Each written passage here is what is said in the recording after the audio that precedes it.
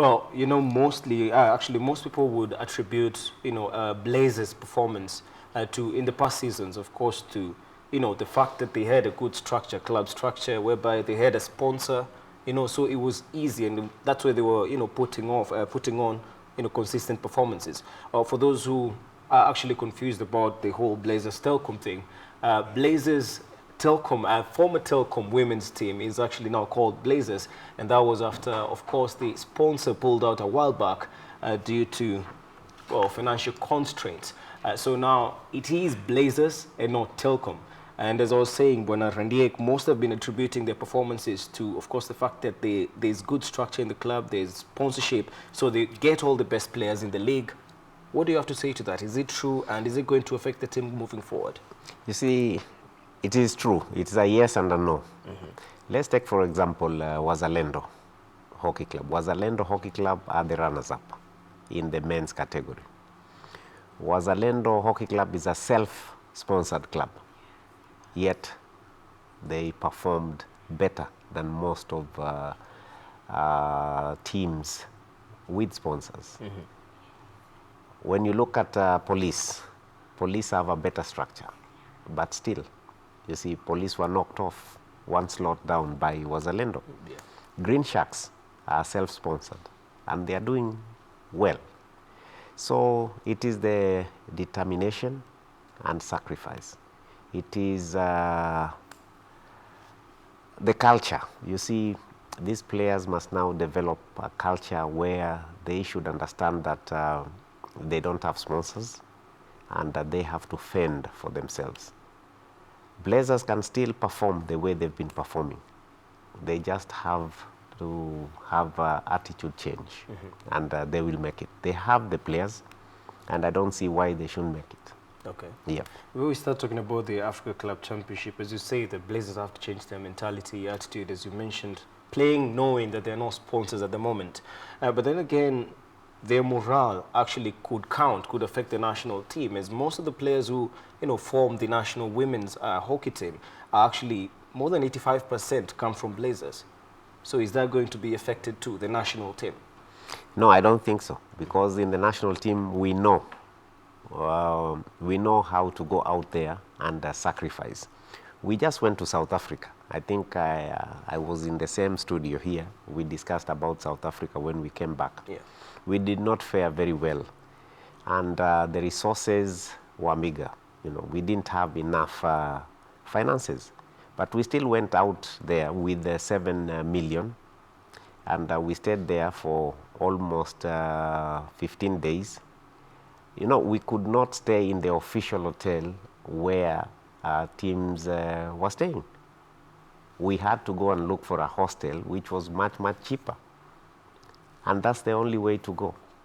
It will definitely not affect the national team, because the national team has actually acclimatized living within those parameters. Those means. Yeah.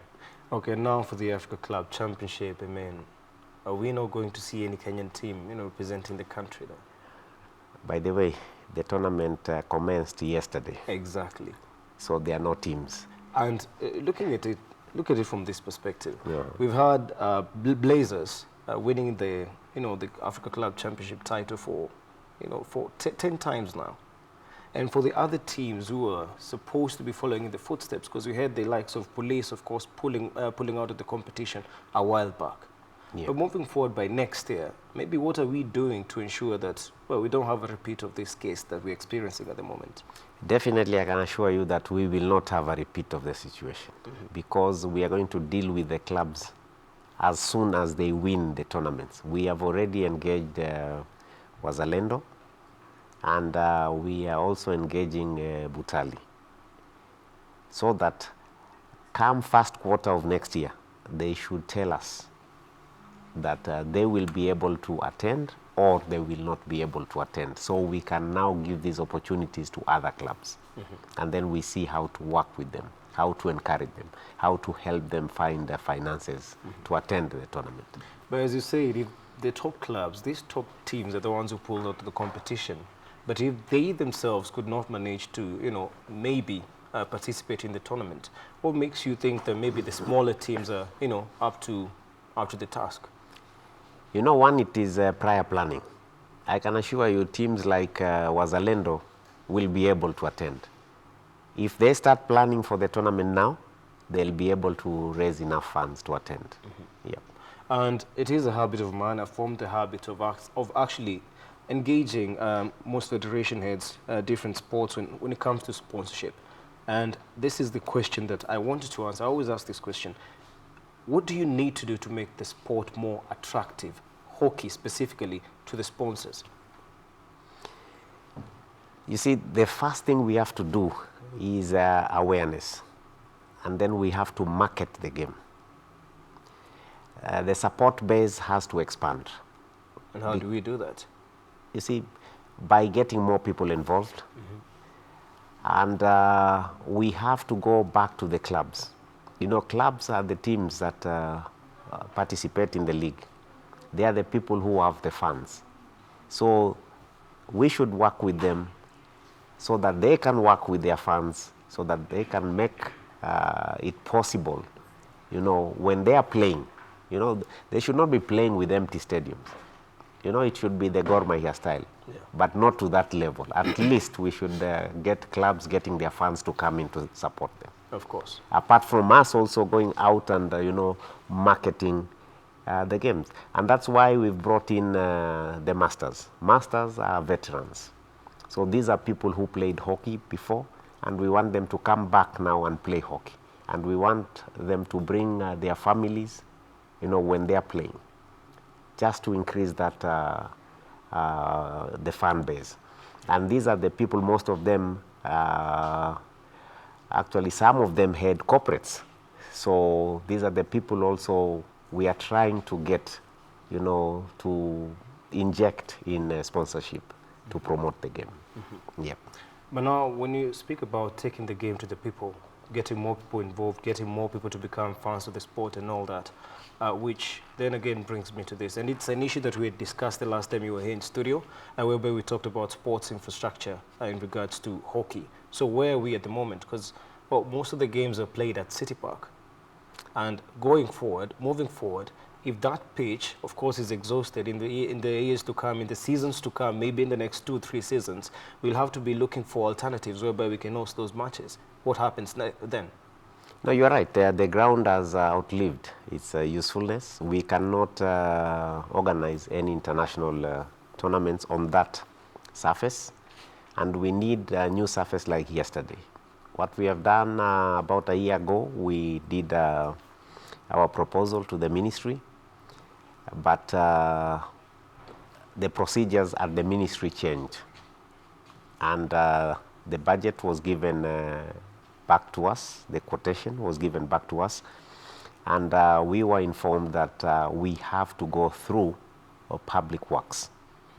We have engaged public works, and for the last 6 months, we have been working with the public works, and the BQs should actually be ready before the end of this year. And that will assist us put together the proposal to the ministry. But now it will go through public works. Yep. And but how long exactly? Do we have a certain number, a certain period whereby we can expect to see that work done? Because the more you talk about, you know, getting more people interested in playing the sport, then again, where are they supposed to play the sport? You understand? Okay, you see, that is the technical bit. Now, moving off the technical bit, it will depend on how fast the government now can avail the funds, if they have the funds. Because within a year, we can have a new surface in place. But even when we are working on the ground, we are not going to stop hockey activities. There is a surface at Simba Sikh Union, Nairobi. We are going to negotiate with them so that we can use that ground when City Park is being renovated. Yeah. And there are quite a number of Maram grounds within Nairobi that we can use. That is grounds like Impala, grounds like Parklands, I think Kenyatta University, they have a ground. Those are grounds we can use. They are not artificial turf, but they are Maram grounds that can be used. Yeah. Now, Bonarandiek, as you've mentioned, due to the state of playing surface at the moment, that means you cannot host international tournaments. And then that coupled with the fact that maybe due to unforeseeable circumstances this year, we've not been able to send any team to the Africa Club Championship. But what does that do for the standards of hockey in the country? Definitely, it will affect because we are not exposing our players to the levels that we would like to expose them to. But that is something we have to live with, and we have to find ways and means to come out of that situation as fast as possible. But you will note that we have also been trying to expose a few, national team players by actually getting into agreements with our foreign friends, especially in Germany and Holland, where we've sent a number of players to go for short, periods of time to join their clubs, play, and then come back. Yeah. And that has been helping at the moment? It has been helping, but the numbers are small. So, when the numbers are too small, then the effect is not felt. Okay. Yeah, or it will be felt after a long time. After a long time? Yeah. It's laying out the structure. Yeah. So for these players that you take abroad for such kind of initiatives, do we do so by means of, let's say, sports scholarships, or is it just as you mentioned, the union reaches out to some of its friends out there and you make these deals? No, it is collaboration. It is collaboration. That they go out there, join the clubs. They join the local club, and maybe they stay with the club for a period of 3 months. So it's not a, you can call it a scholarship, but it's just a collaboration where actually the financial gain is very small. They only get pocket money while in Germany or in Holland. Yeah. Well, and obviously, since we're talking about the scholarships, are we getting to a point whereby, for ease of these, programs working out properly, whereby we develop the younger players, keep them exposed, traveling abroad and whatnot? And looking at hockey, it's a sport that it's actually quite common in Kenya, and especially in Kenyan schools, high schools especially. But when are we going to get to a time whereby we can be assured of, once we see the best schools performing out there in the school games and whatnot, we can actually see them in the next few years, maybe playing abroad and coming back here and, we are already doing that. We have a very vibrant national Hockey Fives team. Hockey Five team, that is 5-a-side, and those are players who have just come off from school. Yeah, like last time they qualified for the Youth Olympics, which was in Buenos Aires. I don't know if you remember that. Those are fresh from school. You can see if we can tap that talent and nurture it properly. I think within a few years, I think hockey will be actually moving towards where they were a number of years ago. Okay, and for the team that you've mentioned back in the last Olympics, are you going to see them next year? Of course, in Tokyo, Japan. No. They didn't. Youth Olympics is over. No, I mean, when it comes to... We did not qualify for... Sure. Yeah, we did not qualify. So you are not going to see them in Japan. Okay. Yeah, but at the moment, there is a youth program, which is in Kenya, which has been organized by NOC, National Olympic Committee. And a number of those boys are, as we speak, they are in Kenya. And they are just trying to promote, and develop that talent in that age group. Yeah, so to ensure that it doesn't go to waste. Okay. Yeah. And now the season came to a close yesterday, no club championship. What can now we be looking forward to when it comes to the hockey in Kenya? By the way, the season is not over. No, but we had, of course, the winners announced yesterday, so crowned rather, because they were crowned. Blazers. Those were only 2 categories. That was the Premier. Exactly. And Veterans, which is the Masters. We still have Super League, which is still on, Super League Men, Super League Women. And then national men. Those actually will come to an end on the 15th of December. So that's when the season ends officially. Yeah. So what do we expect next year coming into or preparing for in context in relation to the Premier League, of course? I know the other categories when it comes to next year. As you mentioned, you had a new category this year, worked out quite well, as you said, giving the older people a chance to play hockey. But going into the other season next year, maybe can we expect to see the same features, or is there something new that we should be looking forward to?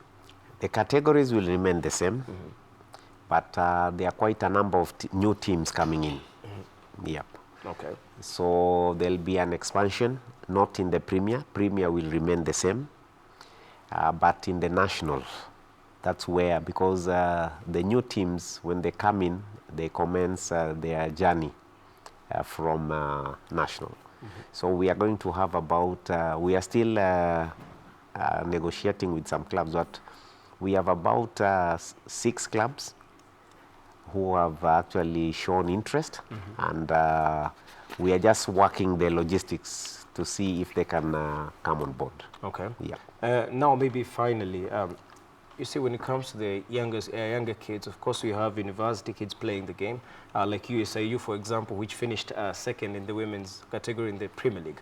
But then again, do we have steps whereby we get them to adapt to the league? Because it's no longer just playing at the low level anymore.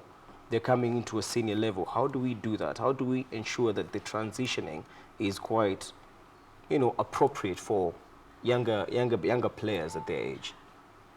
When you talk about the universities, especially USIU, Strathmore, they have a perfect structure to do what you are asking about. And they have a technical bench which is qualified.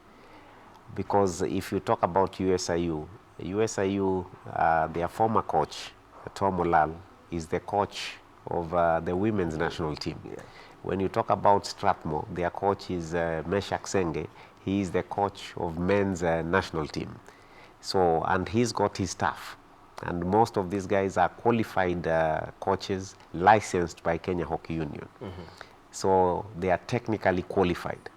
So they have that capacity of overseeing the transition you're talking about from school to actually Premier League level. And later on to the national. And later on to the national. Because it's the same person actually who is seeing them through. Yeah. And earlier on, when you were here for the interview earlier this year, we were talking about a few girls who actually joined. We had Telcom, Blazers. Apologies once again. It's okay. Yeah, exactly. And when it comes to transitioning now to the national team, how do you get them to adopt to this other set of players who, because most of the hockey players, the ones who are seasoned really, we have a couple of them in the league at the moment, and now the national team, which obviously translates to the national team. But how do you get them to gel with the younger players when they come in?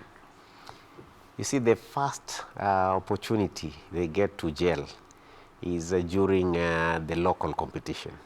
Because when they join the universities or when they join clubs, it is a blend. They blend with the old players. They blend with the national team players.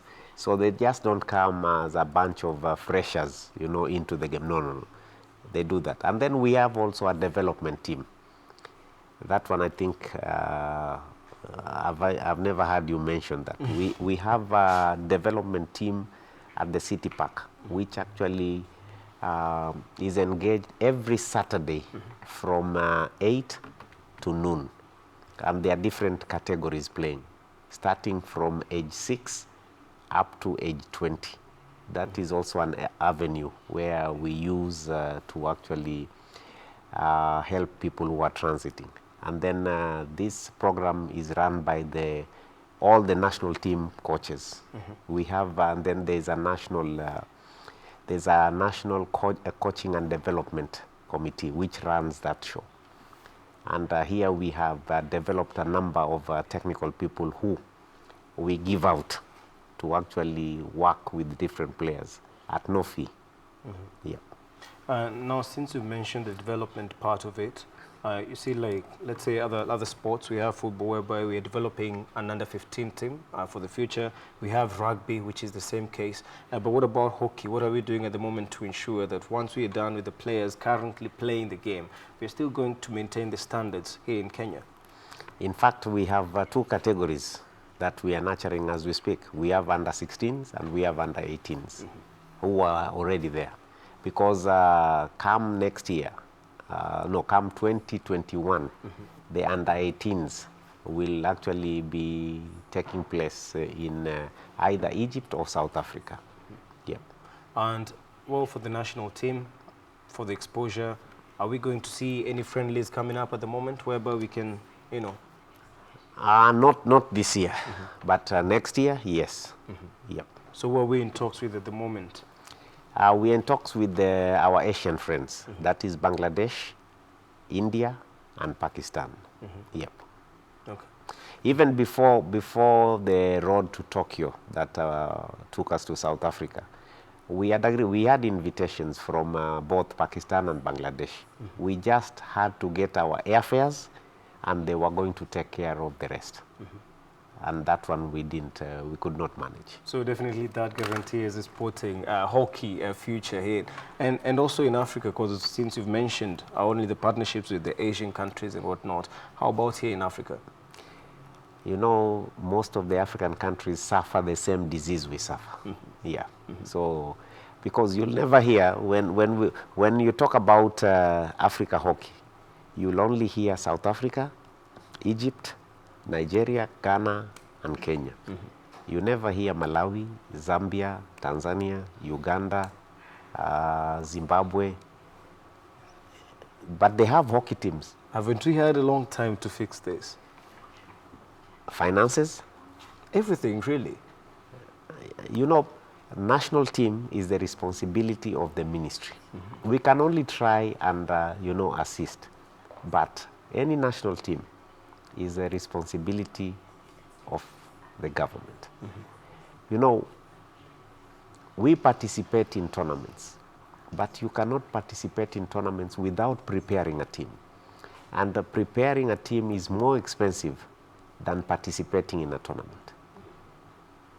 We have gone out on our own to corporates, to well-wishers, but it's really demanding. And then, you know, the economy in Kenya is not doing well. So most of the corporates that used to support sports, you know, because of the economy, they are pulling out. So that is also a problem. Even the betting companies, you know about the betting companies. Tell me something about football, which I know you are privy to. How many league games have aborted? We've had a couple, actually. And a couple, why? Well, it's the same situation. It's the same story, the same song. And that's why I asked you, what do we do to ensure, you know, that these clubs can sustain themselves even without, let's say, always depending on the sponsors? It's very difficult for the clubs unless it's an institution. You know, I used to play for Baobab, okay, in Mombasa. And we had 100% sponsorship. We had no problems. And that time we had clubs like breweries, we had clubs like Barclays. They had 100% sponsorship. And even that time, the level and the standards of hockey in this country were very high. But now, you know, going back that way, it's difficult. And then when you get the likes of Telkom now also taking off, you know, saying that because of the merger that they are going to have, they are no longer interested in sponsoring sports. You know, it makes it very difficult. But we are not going to give up. We are going to keep on fighting, and we hope. And you know, faith, you are a Christian. So you always have faith. Although it's something you can't see and you can't touch, but we have faith. You have to believe in it. Yeah. Now, as we wind up the interview, maybe your parting shot? My passing shot is to the PS. PS Sports. The federations are not fighting the PS, Ambassador Taberia. The message from me to him is we want to sit down with the PS. We want a structure on the ground because we always give our budgets. You know, when we come to the end of the season and the end of the year, and we have submitted our budgets, there should be a time where the PS can call the federations and tell the federation, have a word with the federations that I've seen your budgets. Your budgets amount to 2 billion. In my sports fund, I have only 1.8 billion. So we are going to rationalize these budgets, and come the year 2020, this is what I'm going to give all the federations. We know all the federations are not equal. We know some will get more money than the others, which we accept. But by the beginning of 2020, the PS should tell us that hockey for the year 2020, I will give you 10 million shillings. Football, I'll give you 200,000. Rugby, I'll give you 60 million. And then he should tell us, it will be one-off, it will be quarterly, or it will be half-yearly. So, you know, when we begin the new year, I know that I have 10 million, or I have 20 million. And then I can work around. You know, when you have something already in your pocket, you can go to the corporate now and tell them, this is what I have. This is what I need. You just need a top-up on this. I need a top-up. But I think there's a lot of suspicion between the ministry and the federations, and we look as if we are fighting than, you know, working together, because we belong to that ministry. The PS is our father. He is our main financer. So I think he should find a way of sitting us down so that we can come up with something which is workable. And I think that's the only way that sports is going to grow in this country. Okay. Yeah. Well, that has been a familiar cry from most federations here in Kenya. That was hockey, we've had football, we've had rugby. All of them obviously talking about the same thing. More sports management, sports sponsorship here in Kenya. Well, we do hope that obviously that is going to be resolved soon, because already we have teams abandoning their international or continental duties. A good example, case in point, that is the Kenya hockey teams. We've had Blazers, and we have the likes of Police, who actually pulled out of the Africa Club Championships about 2 months ago because they foresaw the problem. They could not be able to send a team there to represent the country. But, well, hopefully that is indeed going to be resolved soon.